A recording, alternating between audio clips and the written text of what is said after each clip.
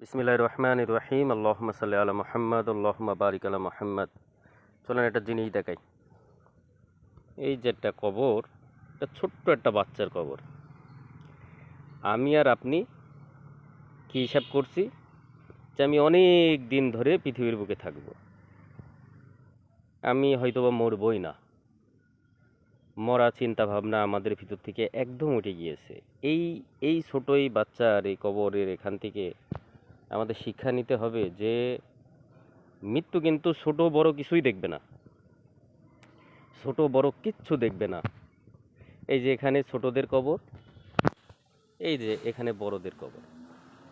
পার্থক্য শুধু কতটুকু দেখেন, এখান থেকে এইটুকুনো যে রাস্তা, এই রাস্তাটুকুর পার্থক্য।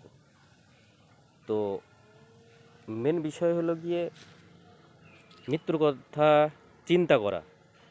আমরা যদি মৃত্যুর কথা চিন্তা করি, এটা চাবুক হিসাবে কাজ করবে। চাবুক বলতে, আমি যদি কোনো সময় গুনার সম্মুখীন হই, তখন যদি আমি এটা স্মরণ করি, তাহলে কি হবে, আমার ওই গুনাহ থেকে বেঁচে আসার যে মাধ্যম, এই জিনিসটা হবে যদি আমরা এটা মৌত নিয়ে ভাবি। তো আমাদের চেষ্টা করতে হবে ভাই, মৌত নিয়ে, নিজের মৃত্যু নিয়ে, অপরের মৃত্যু নিয়ে না, নিজের মৃত্যু নিয়ে চিন্তা করা। সবাইকে আল্লাহ তাআলার আমানে রেখে আল্লাহ হাফেজ।